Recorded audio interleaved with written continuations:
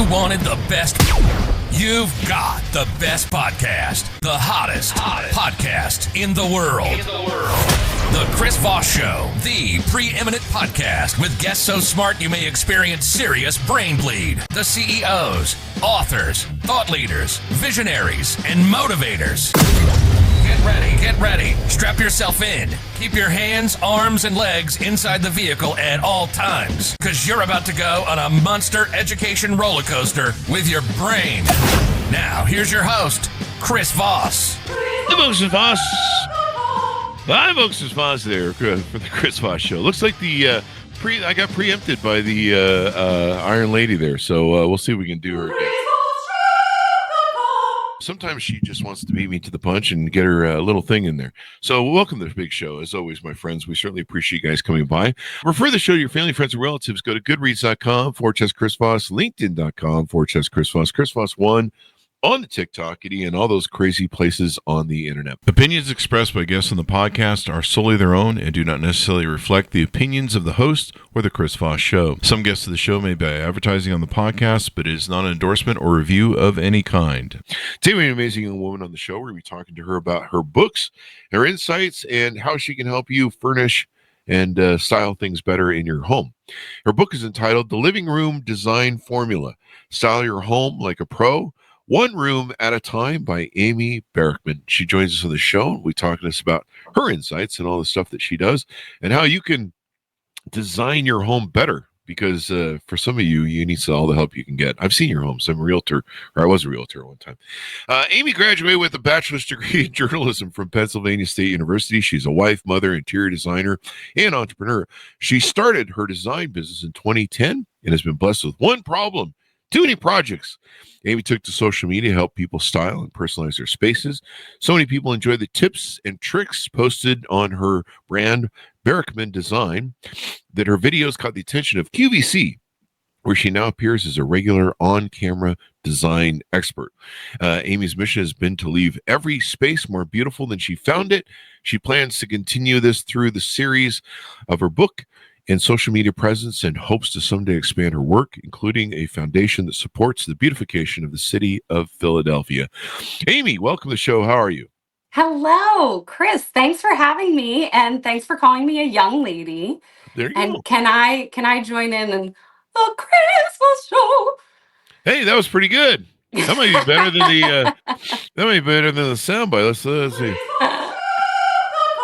You nailed it. You got it. So we'll just use yours as the intro from there. Perfect. Go for it. It's a human it's a human as opposed to, I don't know where we got that soundbite.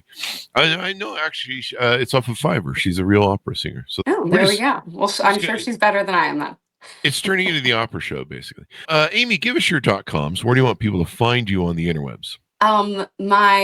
The best way to find me is go to Amazon and find The Living Room Design Formula. That is my book, which really is like having a one-on-one appointment with me. You're going to be able to walk through the interior design in your home. But also you can check out amzn.to. That is my website, which has my portfolio.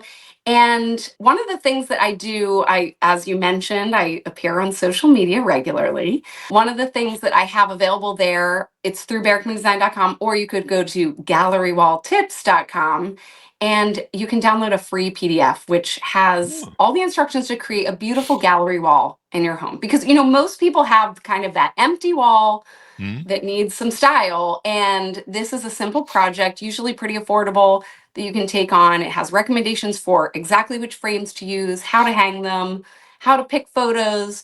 So that's gallerywalltips.com. Check that out and get a free download there. I like how you have it where if you, on the website, if you put in your email address for that layout guide, you press the button, instant gratification. So instant gratification. I like right. It makes you want to press the button. I'm just going to press it about 20 times. Do it. Yeah. But I'll just come here for my dopamine hit every day. So now give us a foundation on what a gallery wall is. I'm a straight dude, so I don't understand these concepts of furniture and interior design and stuff.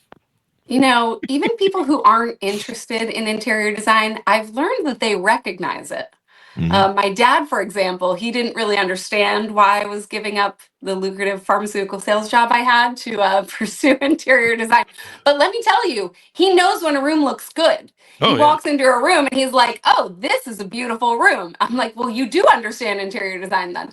So anyway, to answer your question, gallery wall, for that could mean a lot of things to a lot of different people. Okay. But what I am laying out here is we all have a wall that is blank and just needs some love. So tell us about what's inside the book. Give us a 30,000 overview Okay. what you talk about in there. The book is the living room design formula, as you said, and it's all about one room at a time. That's my personal design philosophy because a lot of people, they move into a house and they kind of start finishing, they start buying furniture for different rooms, and then they end up kind of living in not in partially finished spaces because it's exhausting and it's expensive and you never really finish any single room. So that's what I am offering is if people take this approach of focusing just on one room at a time, the living room is a great place to start. Living room, family room, great room, whatever you want to call it. It's a great place to start. And if you focus on that one room and truly finish the whole thing, whether you're using the furniture you already have or getting new furniture, it does not matter.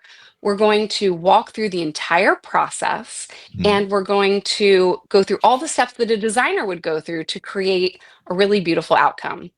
And by doing that, by going through the book and going through all those steps, what you're giving yourself is confidence that you can design a room and you are stretching your budget because you're only focusing on one room at a time. And you're also getting, you're not breaking the bank. Yeah.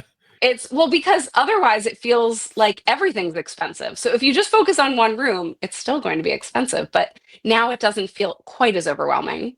Yeah. And then the other thing we get by doing one room at a time is we get approval of the people around us.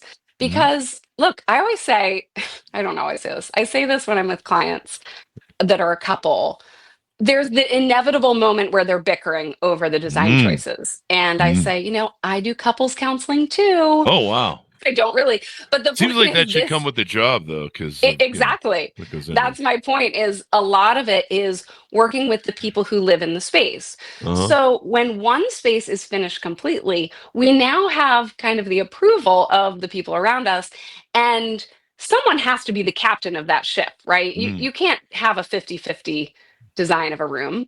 So once you do it and you get that approval, now moving on to other rooms in your house, it goes a lot more smoothly. Well, you can only have one cook in the kitchen, right? You can't have one cook. You can have a sous chef. Yeah. But you got to have the head chef. You got to have the head chef. That's what I learned in leadership. The dual CEOs never work. All these different variations you can take and do never works out. You've got to have one person where people can look at this person and be like, okay, well, they're the boss of everything. They're the boss. Because otherwise, if they're not, it's just chaos. It's just too many cooks in the kitchen. Absolutely. And that's how I start the book, actually, is about you are the captain of this ship, and take other people's advice with a grain of salt. Now, I'm looking at some of your portfolio on your website. These are really beautiful. Wow. Thank you. I don't see any IKEA featured here. What's up with that? I have IKEA all through my house. Look, IKEA has a place. There is nothing wrong with IKEA, but maybe those photos didn't make it to the portfolio. You know? They're probably in the back somewhere. I page down far enough, maybe. They might be in the nursery. Go all the way to the bottom. Or the kids' rooms. Yeah. And I noticed with a lot of the layouts that I guess you've designed, I think you probably designed the windows as well, maybe. I notice there's always a lot of light that's coming in from windows in a lot of your stuff. Very important. Very important. There's a whole chapter about window treatments. And the traditional idea about window treatments, I know this has probably not been on your radar, I'm guessing, Chris, but my business partner used to put foil over the windows because he hated the light. So he was always trying to block it out. You probably don't recommend that, but well, every room has a purpose. Yeah. So I'm not saying I probably would never put foil on, but there are plenty of times where we have to use light filtering or light blocking window treatments. And we talk about that in the book. But the traditional idea was that curtains or window treatments covered the windows. And really the more modern idea is that they frame the windows. If you need them to function, that's great. But when most of the time we want them open, we want to let that sun shine in. We want lots of good light. Yeah. Yeah. I mean, I noticed there's a lot of brightness, a whiteness and stuff. Do you do any like goth sort of setups where you have like just black walls and black furniture? That's a really good question. So like you're laughing, but I'm taking you 100% seriously here because it's really about the client. So my job, as I see it, is to filter what the client wants through my eye and show them all the options. So if a client came to me and said, I want a goth room, I want black, I would take that on. I would love that.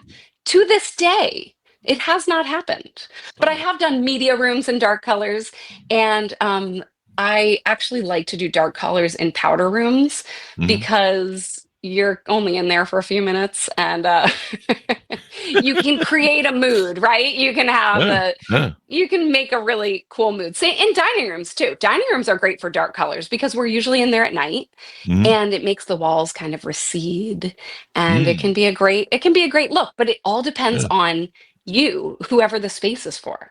Yeah, and how much depression you're suffering from. No, I'm just kidding. Some people like different flavors. What can you say? I think Mick Jagger likes to paint it black, I hear. So he likes things black. I mean, Mick Jagger, he can do no wrong. I say he wants, right? I don't know if I have the moves like Mick Jagger, but maybe the design like Mick Jagger. Well, you know what they say. You don't get what you want, you get what you need. So it's the Rolling Stones podcast reference show. Absolutely. Evidently. Here we go. So is this your first book? And how did you tell us your story of life? How did you go through this journey and get good at this stuff and start sharing with other people? Yeah, this is my first book. I started out, this was not my career. This was not my proposed career initially. I wanted to be an actress my whole life. Oh. And went to New York and went on auditions. And then I realized I needed to pay rent. So I got a job in the pharmaceutical sales industry, and that was lucrative, but I did not love it. I missed being creative. So I found this outlet where I was able to be creative and still do sales and make money, and started my own business in 2010. It took off pretty quickly to the point where I realized I was getting a lot of people I just wasn't able to help, and I wanted to help everyone. So I started putting together these ideas. I thought, every time I meet with a new client, I'm kind of going through the same process. The outcome is always different, but I'm taking the same steps. And there's no reason why other people couldn't follow those steps to create their own outcome. There are a lot of people who want the look of a designed space, of a professional space, but they don't want to hire a designer. It might be because of money. It might be for other reasons. Yeah. So that's how I came up with the concept. I shopped around some editors, and at first they wanted me to do the whole house, but I was like, no, it has to be one room. Whole house is too intimidating for even a designer. Yeah. So I finally found the right fit, and we are starting with the living room design formula, and it will be a series to go through all the rooms of your house so that you're able to bite it off in those little chunks and get that confidence and design a space on your own without needing a professional designer. Oh, so you can read the book and of course you do consulting and coaching for all this sort of stuff and designing. I guess they hire you to come in and say, make this place look like a hospitable place to live in. There are people, right? Not a hospital, but a hospitable place. Yeah. I kind of flub that a little. Say hospital. That's a design I haven't had yet. That's what I'm looking for. I'm 57. I need a hospital layout. That way I can just have the doctors come to me and hook me up to the IVs or whatever has fallen off this week. Give me some light green walls, some curtains. I'm 57. It falls off. The arm fell off this morning, and I just duct taped it back. Oh my gosh, good job. Yeah, it's fun. That's good. That's just being resourceful. Getting old. It just comes with the territory. Enjoy your youth, folks. Where's now? Do you believe that a house should have like a whole? I don't know if motif is the right word because I failed English, but should have a whole theme motif of the same style, or do you kind of think that there should be like each room should have its own little voice, maybe. That is definitely a focus of my work. And I think each room should have its own voice, but they must go together. These voices must join and create a chorus. So when I'm working on a home with a client, we're always kind of join one room to the next. And we're making choices so that the things you see, I'm always thinking about our line of vision. If I can see an open door, well, that room has to be really cohesive with the room I'm that in. makes sense. Yeah. But if the room's all the way down the hall, I have a lot more flexibility. I can be I can play a lot more there. So sometimes it's the color palette. Sometimes it's the overall style. Everything has to speak to one another. But at the end of the day, it's all about the client. It's all about you, whoever we're designing the home for. So if you like it, it often will all feel cohesive because it's what you choose. Yeah. Yeah. And, It works. but I do like houses that seem to have like kind of, I mean, what you say, there's a flow, right? There's, they kind of have the different personalities and stuff. I've always, Definitely. I'm a businessman and I'm just logic and reason. I don't have any artistic abilities. I don't think so. No. And people in the audience like, no, he doesn't. After 16 years, we know this. But and so my businesses, my offices are always stark and just white. And sometimes my employees will be like, "Can we paint this place?" I'm like, "No, I like it. I like the deadness feel of my office. I like it to feel cold and empty. It's like my soul." And but I've always admired people like yourself that they can look at a space and they can come up with these beautiful options and they can see into it. Well, what's your feeling on years ago? I bought. I think the question I was setting up for you was, where's a good place to buy? Where's the best place you feel to buy good furniture? And should you buy the type of furniture that will last forever? I bought my furniture for basically a lifetime. I bought a lot of Bernhardt. Henron. Bernhardt's one of my favorites. I'm still paying it off now 30 years later. Yeah. But I got to tell you, man, that furniture survived all my moves. It survived all my stuff. That shit is like a tank and it still just looks beautiful as the day I bought it. What are your thoughts on some of those different things? Yeah, well, first of all, I'd like to say that your offices being all white, it's clearly your taste, right? Yeah. Like you want it that way. And we need a better DEI program. So I don't know what that's about. Just the walls. But I like to say that, every room has a function. And if you need an all white space to function, then that works for you. But in terms of furniture, you bring up a great debate in my field, because what we've seen, even since I started 15 years ago, is we have seen the markets have changed what is available to us for furniture. So even 15 years ago, furniture, a lot of it was made in the US. And over the time, it has changed quite a bit because we have companies like Wayfair. And I'm not knocking Wayfair, by the way. I love Wayfair. I would like to say there is a place for almost all the manufacturers. But we do have companies like Wayfair sourcing these things that are coming from overseas, and they're doing it at a price. Sometimes I look at the prices and I think I could not even ship a Bernhardt sofa for the price that they're selling a regular sofa on Wayfair. So the price becomes so compelling that it's hard for homeowners and designers to even look at the really expensive stuff sometimes, because these prices are so good, it makes it almost impossible to sell. That's why I always buy IKEA. Don't do that, folks. IKEA's got a place. It's got a place. So look, this is what I have to say. Yeah. They have a higher end line that I actually think is good looking. Oh, do they really? No? They do. It's called, I think, the Stockholm line. Stockholm. So that's what happened last time I toured. Stockholm syndrome. I couldn't find my way out. I was trapped. Taken in. It's true. It's true. I finally just slept there for a week and eventually found the door. Totally. Well, you get to IKEA and you're like, this is great. Why don't I come here all the time? I feel so great. And then by the end, you're like, get me out of here. Get me out of here. That's probably how I missed the high-end IKEA stuff. Yeah. And I just bought an ice cream cone. I don't know how this happened.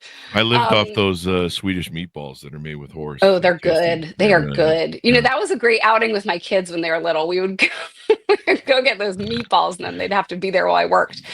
To answer your question, That's a good dual Dual use Right. strategy there. It's all about being resourceful. But so to answer your question, it really depends on what you're looking to achieve. So, of course, if you can invest in furniture, even now, even as it's been more challenging to source that really good furniture, you are going to get a better result if you invest in it. And the pieces that we use every day, it makes a lot of sense to invest in them because you will be able to use them for a really long time. And if the upholstered furniture starts to look yucky, you can reupholster it. Now, reupholstery costs almost as much as new furniture. Oh, Excuse me, as new really? furniture. But what you get is a much better piece. You get a piece of furniture that is much higher quality than the new stuff. So if you can invest, absolutely do.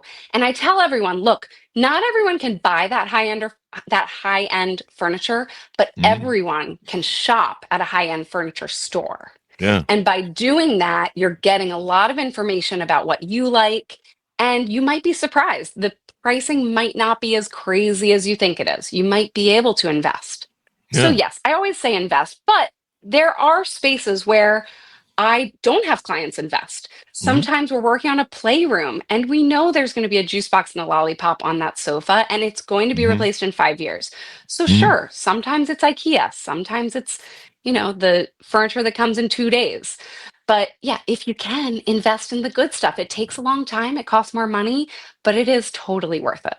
What is your political stance on shabby chic as a fashion for a home? Shabby chic, Chris, we're going way back with shabby chic. That is like that you're talking like late 90s with shabby chic. I think they're still using it in California. I'm sure. No, but now they call it boho chic. Is that what it is? Boho chic? Totally. That is what they call it. It's just like, let's find, not hobo. I was going with the ho part, but boho. Now, is that the same as shabby chic? Because boho chic. I like to. It's very similar. My designer friends like yourself, I like to tease them. I'm like, when are you going to come out with some shabby chic stuff? And they're like, shut up, stop it. It's like when you go to a bar and there's a bar band, you always yell, "Play Freebird," and they're like, "You're annoying." That's what I do to my designer friends. I tell shabby chic jokes. Don't say that. Don't insult us. I actually had a gal pal one time. I went to her house and she loved shabby chic, and like the piano was fucking white, like everything was white. You felt like you were in a cloud. You're like, this is weird. I don't know. Am I going to use chalk paint on everything? Oh, dude, everything was white. It's like you know what? White. It works. It does. It keeps things light and bright. So especially if you have maybe a not so beautiful piece of furniture, you slap a coat of paint on that and it can work really well, especially in a nursery and a playroom and these spaces that change so frequently. That's where I encourage people to go after that kind of shabby chic look. Maybe not the whole look, but take an old piece of furniture. That's a great place to do it. That's a great place to save some cash. Yeah, I have one friend that she does that in Irvine. She goes to Goodwill and finds stuff, and then she's like really good at salvaging stuff. Like you talked about repolstering and different things. And but it's interesting the eye that you folks have, this talent that you have to be able to look at these spaces and dream up these wonderful things that I just could never dream. I mean, in a million years, I could try and design one of these rooms and it would never happen because I just don't have that talent. And so Chris, it would happen if you simply follow the living room design formula. Oh, that's right. I need to read the book. Good plug. All you need to do is read the book and I'm ordering it now from Amazon. Think about, if you had a house and you were like, I'm going to build a deck, right? You wouldn't just go build a deck. You wouldn't just go to Home Depot and buy some wood. Like, you understand that you need maybe like a frame and steps, but you would follow a process. You would get instructions. Maybe you'd use ChatGPT. I don't know. But you would follow a framework. But for some reason, when we move into a house, we think, oh, well, we just know what furniture should be like and about where it should go. But if you use a guide, you actually can create that professional outcome. So that's why we have the living room design formula available so that people can do it on their own. It's not as challenging as it seems, but you do have to follow the steps to get the best outcome. There's steps involved here. There are steps involved, but they're good steps. They're fun. You would like it, Chris. You would like it. You should try it. I will read the book so I can learn how to design stuff better. Because I have very expensive furniture. I mean, I spent, what was it, 30 grand back in the day for all my Bernhardt hand run down. I mean, I got a lot of stuff. I love that you invested. I had custom. And, there were, when women would come to my house on dates and stuff, I'd be like, this is the living room you'd be moving into. You either like this furniture or we have to break up because I'm not buying new furniture. I just spent 30 grand on this shit. This is the 90s. I'm like, I'm not, this is lifetime furniture here. So either you love my look and taste or you're out. Get out. The next guy. Have fun with the Dusties.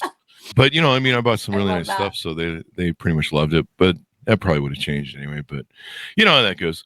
Let's see. How can someone start designing their room on their own? Well, number one, we've established by your book or right, obviously.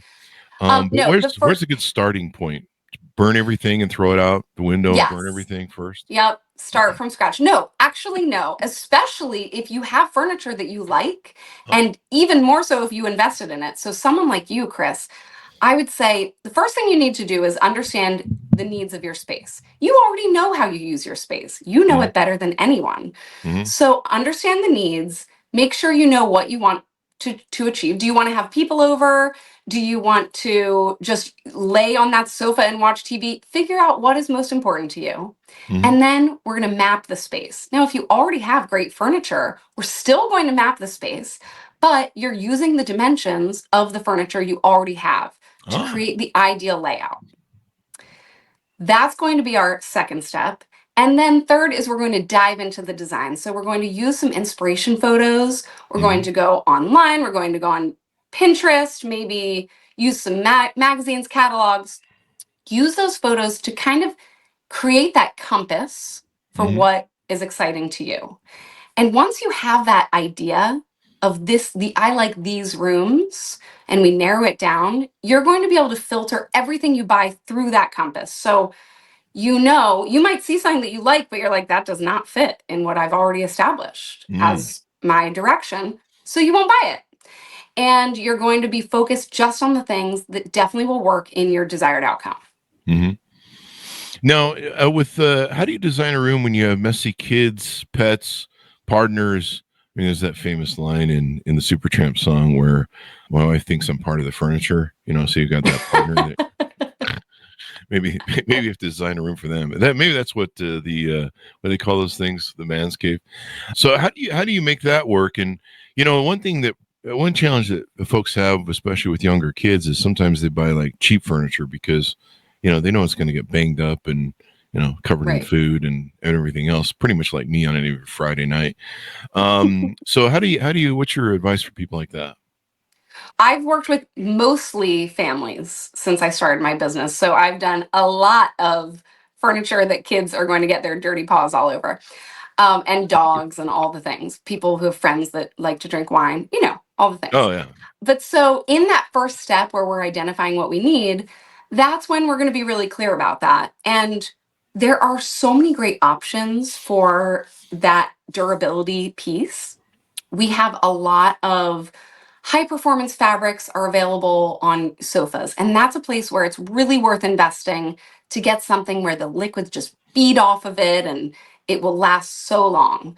Mm-hmm. As you said, your Bernhardt furniture, you've had how long? 30 years? Probably 30 years, 25 years, 20 years. That is such a testament to what good furniture can do for you. Almost 30 years, yeah. Yeah, if you are able to invest in that, even with kids, it's still going to be worth it because it will hold up. But again, you might sit down and look at your plan and realize, okay, I only have X amount of dollars to spend, but I really want this to look great for the next 5 years. Mm-hmm. And then that's where we go to the cheaper stuff and knowing that it won't last quite as long, and that's okay. Yeah. One thing that I have that has lasted really well in spite of all the dings and whatever is an Italian marble coffee table. Oh yeah. And this thing takes you 3 people to move it. It's like, I think it's like 4x4 or something. Chris, but your room sounds amazing. It's from Italy. That you don't have good taste, but it sounds like you have fantastic taste. I do. I'm actually really stuck up. But yeah, I mean, I would have bought I would have bought Ralph Lauren back then, but it's, it was even more expensive than the Bernhardt. Can still be very expensive. But wait, Yeah. do you just need a gallery wall? Is that what you need? You need things on the wall? Because it sounds like your room is gorgeous. Yeah, I'm just not a wall person, put stuff on the wall person. Well, actually, I lied. I actually have this beautiful Paris painting, and I think I have some other paint. Oh, yeah, I do. Yeah. Oh. I have some other paintings. They're all in storage right now because I'm between two places.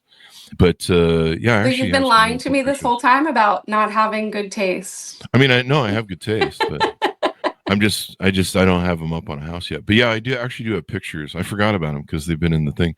But yeah, I have some beautiful pictures that I spent a whole lot of money on. Probably need to revisit that one of these days. But yeah, I was just like, I'm just buying stuff and this is it. I'm buying stuff that's gonna last me a lifetime. And well, and it sounds like what you did, which is what I encourage people to do in the book and what I encourage clients to do, is we need to go to what you love. Because trends and styles, of course, I'm not decorating in a vacuum. Obviously, we need to think about them. But if you love something, if you are so excited when you see that Paris beautiful piece of art and you feel good about it, that is so valuable in your space. That actually changes the way you feel in your life. If you feel good when you walk down the stairs and you look at something that makes you think of something beautiful, that is a mental health bonus. And that's what I want people to go after, because that's how I feel when I finish a space. I feel so good. I feel exhilarated, and I want more people to be able to do that on their own. They don't need to hire an interior designer. They can still get that feeling of like, my space looks great, and it makes you feel like your life is together. Yeah. I mean, and it's funny, the Bernhardts that I have now, Bernhardt makes these cheaper versions of them that they're just so cheap. It's not even funny, but they still look like mine, kind of, but I can tell. And it's really funny. The linen. Well, I have to say, in defense of Bernhardt, which is one of my favorite brands, they do have a good manufacturing program. Now, this is not to debate that it has changed over the last 30 years, because they all have. But it is one of the brands that I consider to be great. And every time I place a Bernhardt piece in a client's house, they're always happy. I've never had an issue. Their sofas are so comfortable. That is one of my top. Yeah, I had a two sofa and an ottoman that was all white from them.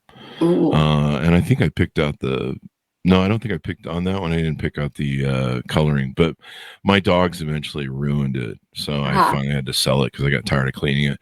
But no, I've got like a beautiful Bernhardt 10-seater dining table. I basically designed my house to be a CEO where I could throw CEO type parties and stuff. And so, Chris, I picked that linen. Like, you would just die if you saw the pieces that I have that they don't make anymore at Bernhardt. And then you were talking about the feeling part of it. I love sitting at this table because it's so beautiful, and the inlays and the design of it, the legs. And then my Bernhardt bed is it's like a king's bed.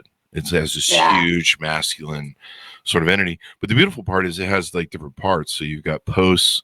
You can either have posts where they're just standardized posts, or you can have the canopy, or you can just have the round part on. So, probably with, some of the things you've talked about where you can have variants and you can change stuff, you can still have great furniture, and then you can work around it or build around it. Absolutely. Well, and I love what you said about how you designed your space to be like a CEO. Now, I don't know where you were in your career at that point, but my feeling is there are a lot of people who maybe they know they want that role. Whether it's CEO or something else, it doesn't need to be CEO. But if you know the life you want to live and you design your space with that in mind, you are creating it for yourself, right? Like, you are building that for yourself. And it sounds like now, 30 years later, you still feel that. You still get that energy. That is what is so valuable. I think a lot of people kind of discount interior design. They're like, it's, and I get it. It is just furniture. I'm always like, there are no design emergencies, but it does really change the way you feel and live your life when it's done right. And that's something that's hard for people to get to, that right. There is no right in design, but when it's done thoughtfully, it's hard for someone to get to on their own. So use your resources to really create a space that makes you feel good, and you will that will just grow in your life. Well, it has kept me single all my life because every time a woman comes over, I'm like, you either like the furniture or the road. Hit the streets, hit the bricks.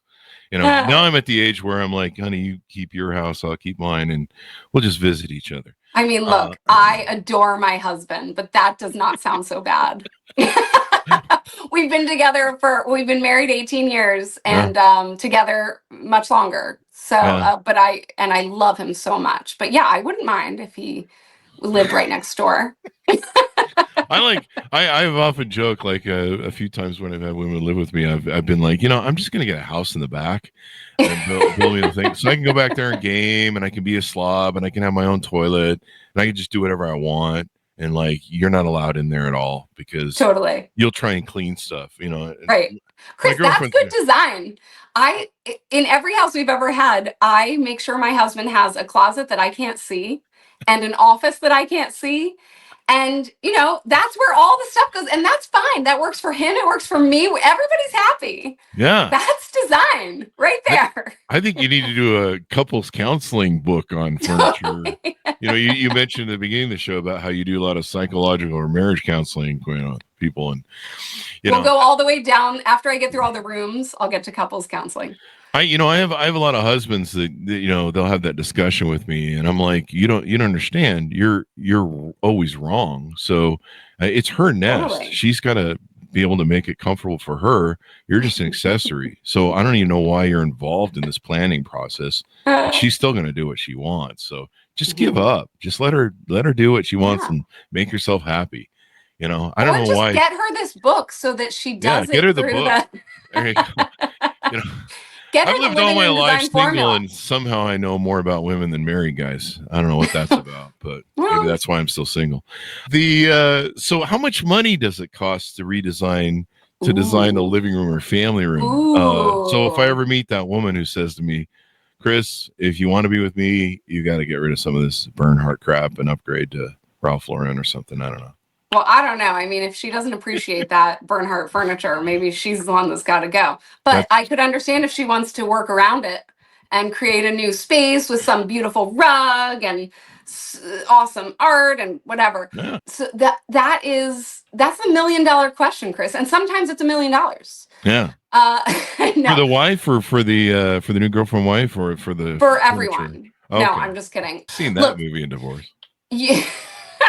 Look, if you're tackling a room, there's obviously some level of investment. You're not getting away with under $1,000. Like you're putting some money into it, but it doesn't always have to be expensive, and it really comes down to your needs. So, I have kids that are 10 and 13, and when they were little, I obviously wasn't investing nearly as much. I could put together a room for myself. If I already had some furniture, maybe I could put together a room for $5,000.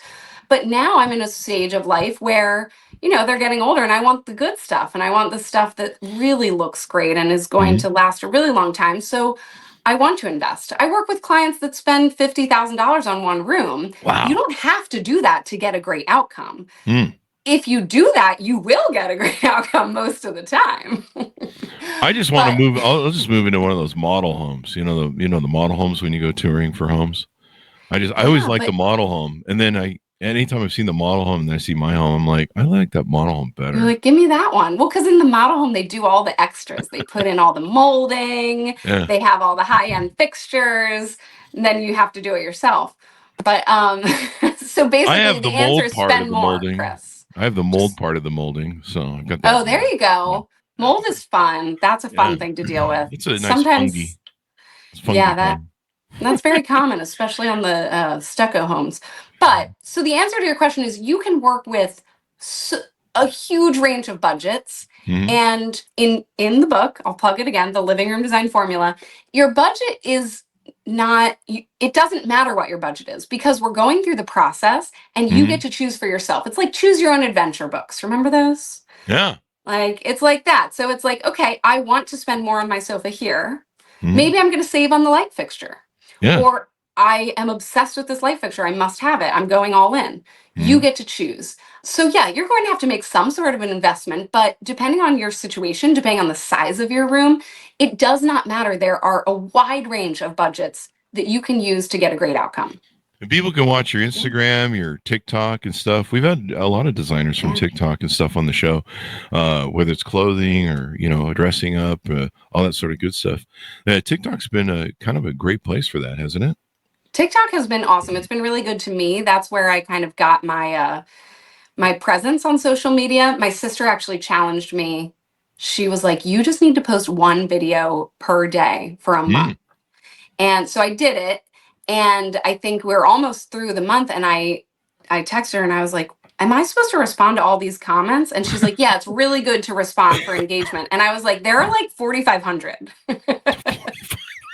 It was a video that went viral, which was great. And that was how I was able to reach out to a lot of people. And I have a lot of content on TikTok, on Instagram, and really YouTube has been a big one because I have some longer form videos where I really talk about, buying a sofa and all the things you should be looking for and what steps you should go through.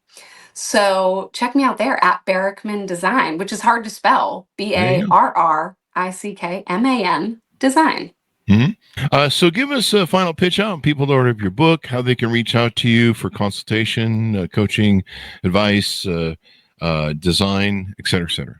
Yeah, so please do check it out on Amazon, The Living Room Design Formula. It's a great starting off point for anyone, really. No matter where you are in your home design process, you can apply these techniques and get that outcome.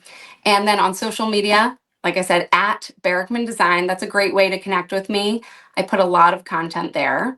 And I also am developing more tools to help people with their designs. So I'm still working on exactly what those look like, but there may be kind of a course where you'll get a little bit of one-on-one time with me and we can go through your design step by step.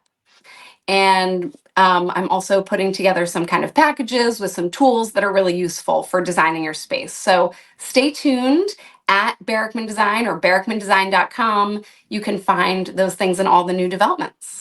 Well, it's been fun to have you on and talk about all the good stuff and giving people some ideas on how they can do stuff better. Like I say, I think you should do a book on psychology for, how to get the husband to leave you alone and let you do what you want with your nest. You know what? That's chapter 1. That is chapter 1. I'm not even kidding. There is a chapter about that. It's in there.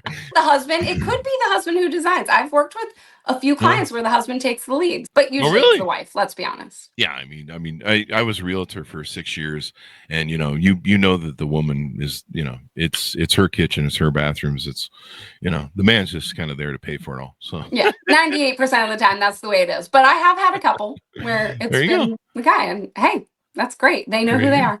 Well, thank you very much for coming on the show. We really appreciate it, Amy. Absolutely, my pleasure. Thank you so much for having me. It was fun.